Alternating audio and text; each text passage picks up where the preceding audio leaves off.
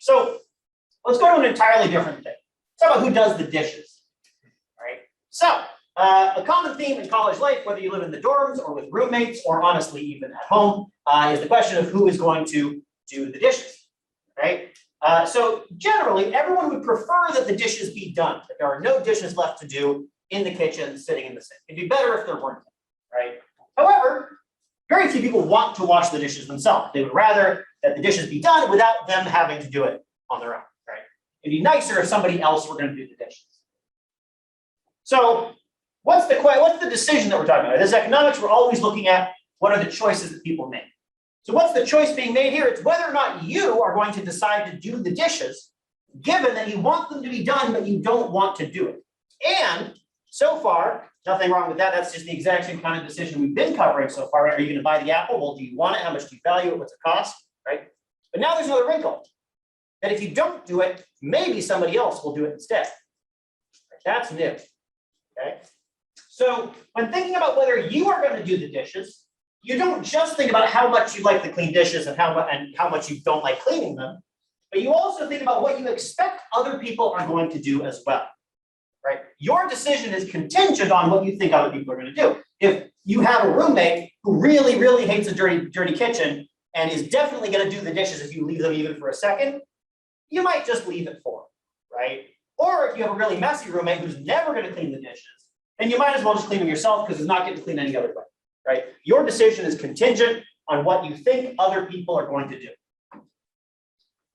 The real question is, if you leave the dishes today, will someone else do them tomorrow and free you of the burden, and you'll get to clean dishes anyway? This is a form of strategic decision. A strategic decision is any decision where your payoff, what you get, is dependent not only on your own choices, but also directly on the choices of other people. Anytime this happens, you have a strategic decision of some sort. And you can analyze strategic decisions using game theory. That's what we're going to be talking about today. You can immediately see how this is an example of a strategic decision, because what you get paid in this game is not just based on what you did.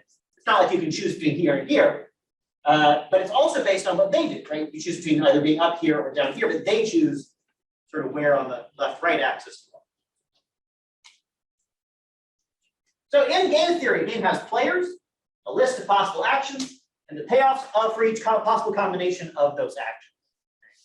And so we're going to want to think about how these games should be played rationally. How can we best play these games?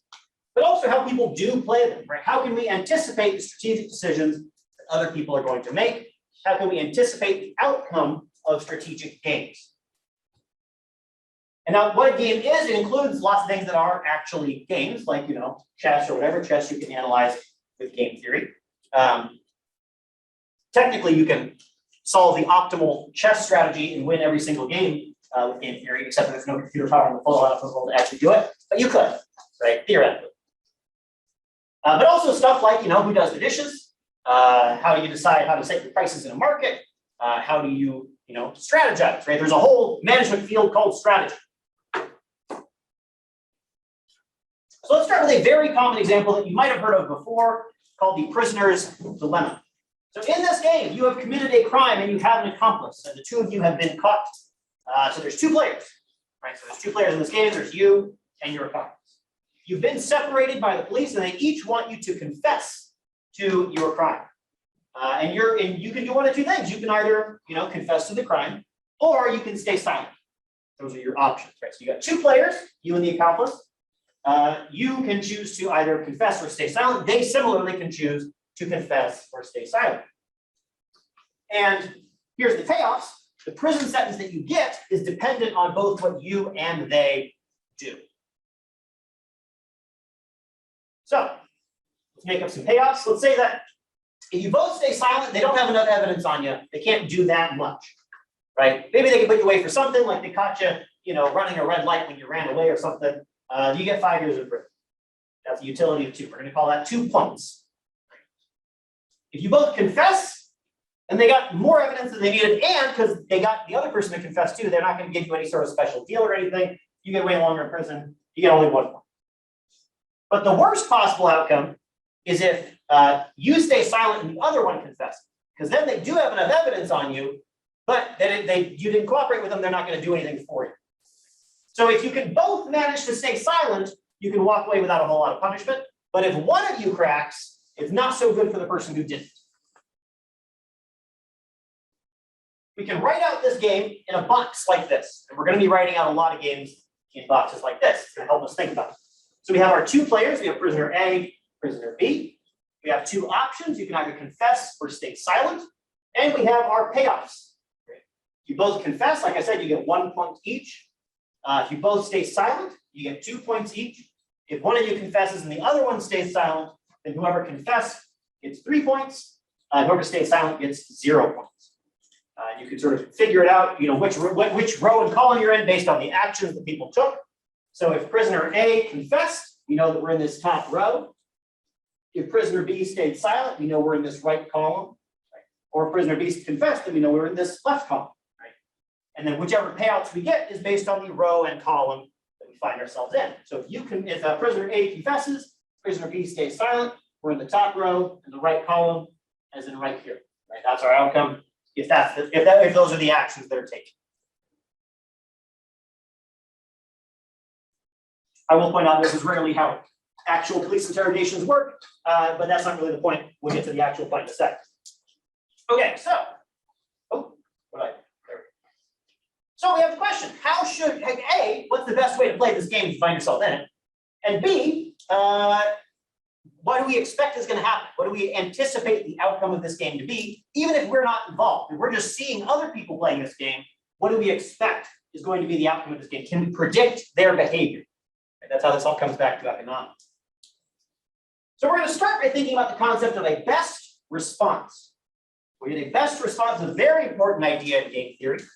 And all that it is you think, okay, here are the things that the other person might do. In each of those scenarios about what they might do, what would I prefer to do? Right? What would be my best response to this imagined thing that they might do? Right? So it's a hypothetical question. You consider all the things that they might do, and then consider what you would want to do. What is your best response to each of them? When once you figure out the best responses, you're pretty much all the way home to figuring out how this game works. Or most games, actually.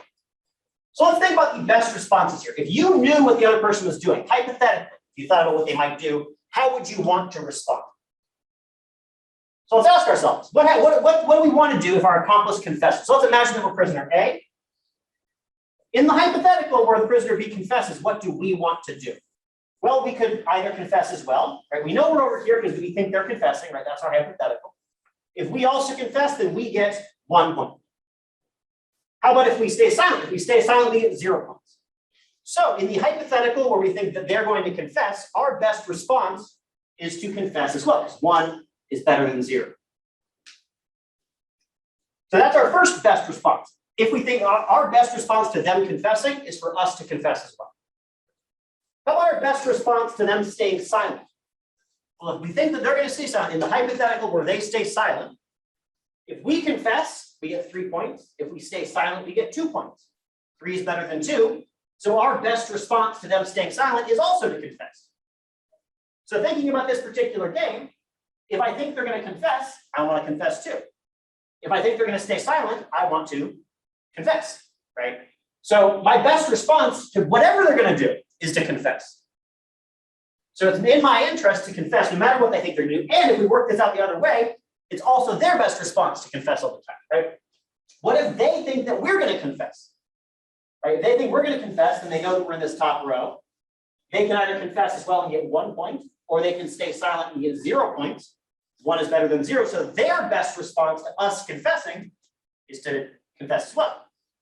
If they think we're going to stay silent, they can either confess and get 3 or stay silent and get 2. 3 is better than 2. And so their best response to us staying silent is to confess. So in this particular game, it's not super difficult to figure out what all the best responses are. It's always to confess, right? It is in your individual interests to end up confessing, no matter what you think the other person's going to do. You always want to confess. All right, so we figured out our best responses. The next thing we're going to do is we're going to figure out the solution to this game by circling those best responses. It's going to be our way of solving out a game table like this. So if they are going to confess, we'd rather confess than not. So we're going to circle that payout where we confess. If they stay silent, we also want to confess. We're going to circle that category. The 3 is better than the 2. And so if we happen to be in this column and we can pick which row we're in, we'd rather be in this row than this row. So we're going to circle that 3. But we're not just going to think about our responses. I mean, A, because we want to know how the entire game is going to go. B, what if neither of these people are actually us? Well, what are the other person's best responses going to be? Well, if they think that we are going to confess, their best response is to confess rather than stay silent. So we're going to circle that one right there. If they think we're going to stay silent, their best response is to confess. So we're going to circle that one right. So all we're doing here is we're circling what the best responses are. So what we have here is a case where we have circled both of the payouts in confess and confess. And that's going to be our prediction for this game. Our prediction for this game is that if you play it, then the most likely outcome you would expect is that everyone is going to end up confessing. Okay. Or at the very least, it is in everybody's interest to end up confessing, everybody's individual interest. The individual incentives lead everyone to confess in this game, even though it's not the best outcome. Right? What's the best outcome in this game? It's everybody staying silent. If we're over here, we're each getting one utility, we would both agree that we would both be better off if we could just swap over here and everybody stay silent. Right? But we don't. Right? So what I'm talking about here is not necessarily, so if we could agree and move from here to here, then yeah, we want to do it.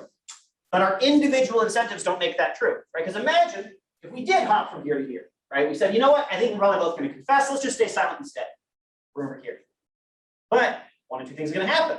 Right? Either you think that they're going to stick to their word, in which case your best response is to not actually stay silent and instead confess, and you flip over here, right? Or they're going to think that you're going to mess it up, right? Or sorry, if you think that they're going to stick to it, in which case you want to go over here, or you think they're not going to stick to it, in which case you definitely want to go over here, right? So it's just not a stable place to be in. So your individual incentives would be to go away from that spot, even though it is in your group incentives to stay there. And there's a tension between the individual incentives and where the group wants to go. So the reason they don't just agree to stay silent, even though it is better for both of them, is because they can't be sure that they're going to stick to it. And even if they are sure, it's not in your interest to keep doing it, right? So imagine you're brought in with your accomplice to the police station. You have a little huddle beforehand before you get split up, and you say, you know what? They're going to take us into different rooms. They're going to make us try to confess. Don't do it. Stay strong. Stay silent. We're not going to do this, right? You agree. You say, yeah, we're going to stay silent. We're not going to confess. We're going to get out of this. As soon as you split up, it is immediately in your interest to go back on your word, right? So as soon as you split up, even though you've made the agreement to stay silent, you either think, I think they're going to stick to their word. I better confess so that I get a better deal. Or you think, I think they're not going to stick to their word. In which case, again, you think that it's better to go back on your word as well, right? So it's just not believable. If you tell somebody that I'm going to stay silent here, they have no reason to believe you.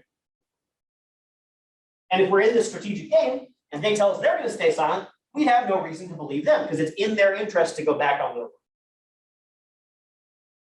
Which means that these individual incentives clash with the group. And in fact, the fact that we have individual incentives and the ability to choose here makes ourselves worse off in this case, right?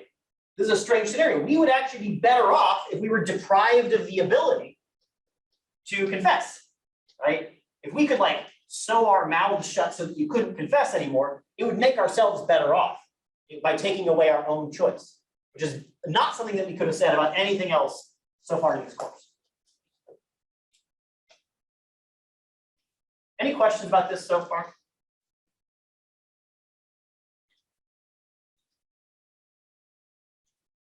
Yeah. I was thinking, like, wouldn't it be better though, like, if thinking of like a social marginal benefit, like, or like in the prisoner example, like the 4 utility of 2 and 2 is like the greatest value. Correct. Yeah. So. So yeah, the 2 and 2. This is an efficient outcome, right? This is efficient. It's certainly better than this one, right? We can improve efficiency by going from here to here, but we just can't agree to do it, right? There's no way to enforce that.